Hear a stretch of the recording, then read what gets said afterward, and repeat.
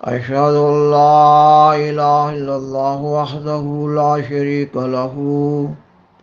وأشهد أن محمدا عبده ورسوله أما بعد فأعوذ بالله من الشيطان الرجيم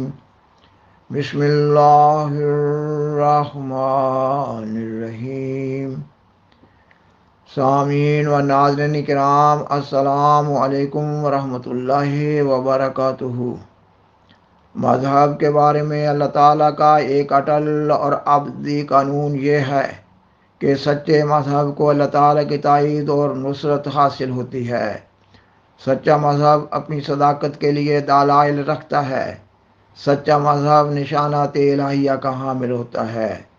اور ان حقائق کے ساتھ ساتھ یہ بھی ایک اٹل حقیقت ہے کہ اوائل میں سچے مذہب کی شدید مخالفت ہوتی ہے۔ طاغوتی طاقتیں جھوٹے الزامات اور بہتانات کے ساتھ صداقت پر حملہ آور ہوتی ہیں، اور جھوٹے پراپیگنڈا کے ذریعہ صداقت کو مشکوک بنانے کی انتہائی کوشش کی جاتی ہے، اور نیز یہ کہ الہی جماعتوں کے افراد پر ظلم و ستم اور جبر و استبداد کیا جاتا ہے۔ اور مذہب کے بارے میں یہ بھی ایک اٹل اور ابدی قانون ہے کہ اللہ تعالیٰ نے دنیا میں کسی ایک انسان، گروپ، جماعت، عدالت، حکومت یا حکومتوں کو یہ حق نہیں دیا کہ وہ کسی کے مذہب کا فیصلہ کریں۔ مذہب کا فیصلہ تاریخ کرتی ہے، اور تاریخ کے فیصلہ کو جھٹلایا نہیں جا سکتا۔ راج الوقت بین الاقوامی قانون یہ بیان کرتا ہے کہ ہر انسان کا مذہب وہ ہوگا جس کا وہ خود اعلان کر رہا ہوگا۔ خاکسار ان حقائق کے پیش نظر آج کا پروگرام مخالف احمدیت لوگوں، بالخصوص علماء کی محض للہ ہمدردی میں پیش کر رہا ہے، یہ کہ وہ احمدیت کی مخالفت میں جھوٹ در جھوٹ بول رہے ہیں۔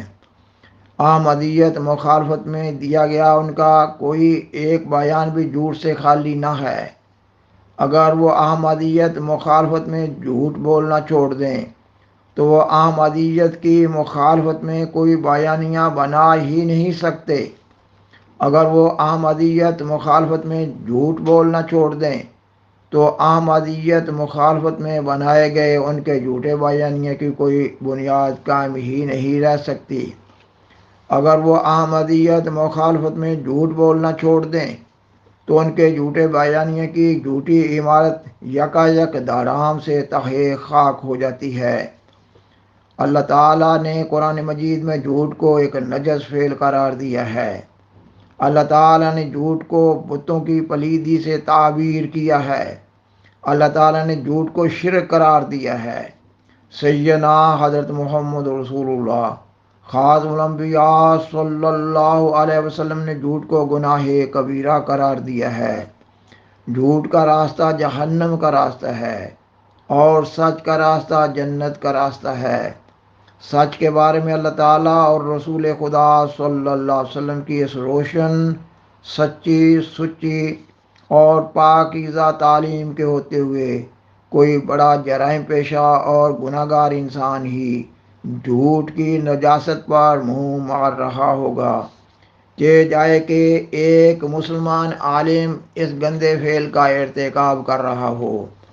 احمدیت مخالف علماء اسلام احمدیت کے بالمقابل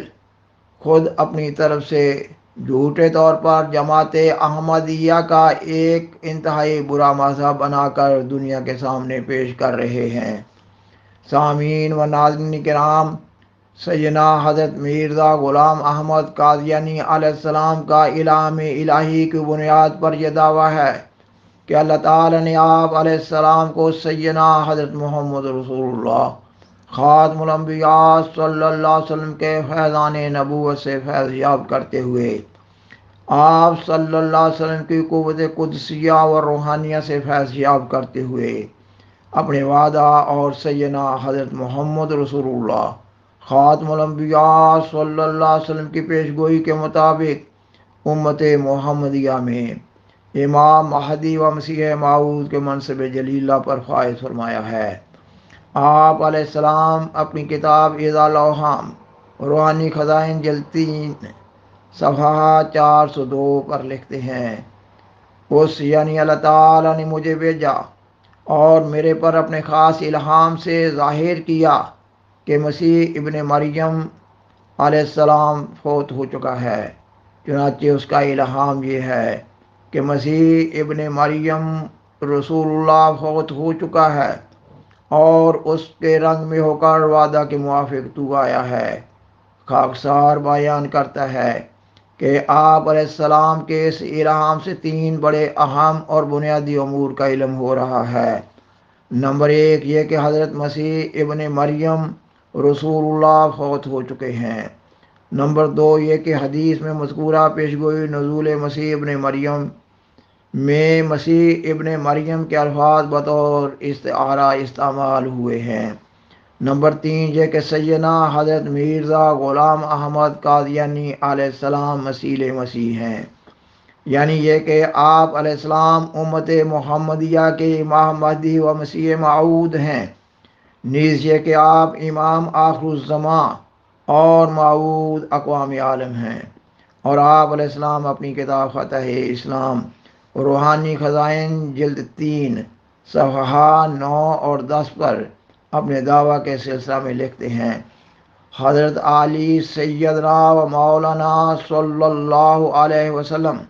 بطور پیشگوئی فرما چکے ہیں کہ اس امت پر ایک زمانہ آنے والا ہے جس میں وہ یہودیوں سے سخت درجہ کی مشابہت پیدا کر لے گی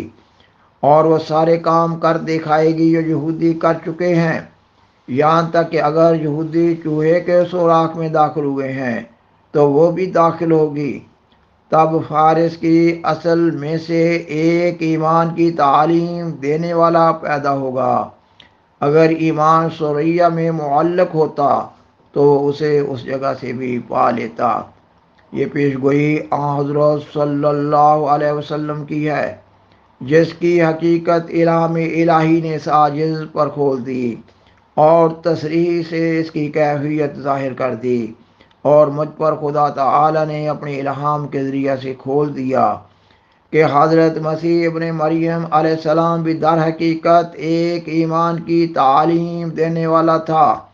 جو حضرت موسیٰ علیہ السلام سے 1400 برس بعد پیدا ہوا۔ اس زمانہ میں جبکہ یہودیوں کی ایمانی حالت نہایت کمزور ہو گئی تھی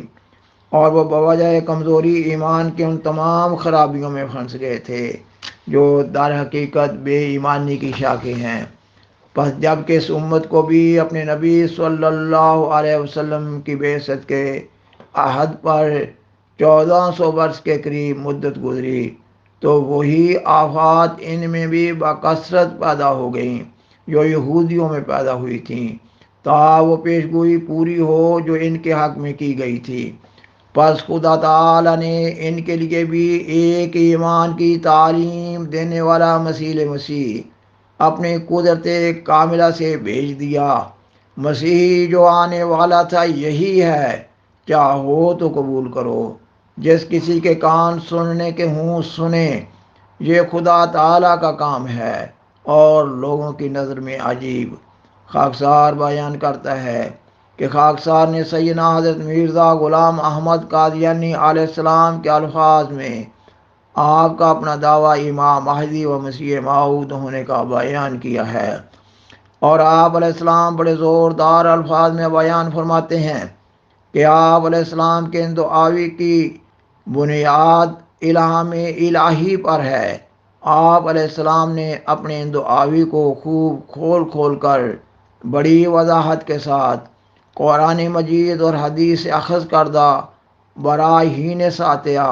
و دلائل بینہ کے ساتھ اپنی کتب، اپنے اشتہارات اور اپنی تقاریر میں بیان فرمایا ہے۔ اب انصاف کا تقاضا یہ ہے کہ آپ علیہ السلام نے اپنے دعاوی کو جس طرح سمجھایا ہے اس طرح سمجھنے کی کوشش کی جائے، مگر بدقسمتی کی بات یہ ہے کہ مخالف احمدیت علماء جو خود گمراہ ہیں عام مسلمانوں کو بھی گمراہ کر رہے ہیں۔ احمدیت مخالف علماء کا احمدیت مخالفت میں سب سے بڑا ہتھیار یہ ہے کہ مسلسل جھوٹے پروپیگنڈا کے ذریعہ عام مسلمانوں میں یہ خیال پیدا کیا جا رہا ہے کہ آپ علیہ السلام نے قرآن مجید اور حدیث اور بزرگان سلف کے اقوال کے خلاف سیدنا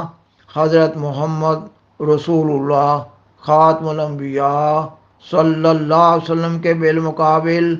کسی نئی نبوت کا دعویٰ کر دیا ہے، جبکہ حقیقت یہ ہے کہ حدیث اور اقوال بزرگان صلح میں امت محمدیہ کے امام مہدی و مسیح موعود کا مقام امتی نبی ہونے کا بیان ہوا ہے، اور قرآن مجید کی کئی ایک آیات میں امت محمدیہ میں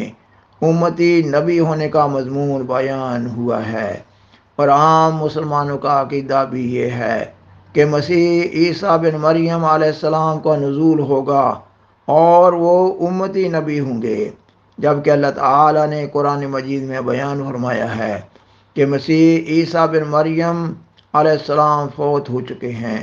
اور اللہ تعالیٰ قرآن مجید کی سورت آل عمران کی آیت 50 میں ان کو بنی اسرائیل کے رسول قرار دیتا ہے، اس لیے وہ امت محمدیہ کے موعود مسیح نہیں ہو سکتے۔ سامعین و ناظرین کرام، بالآخر درخواست ہے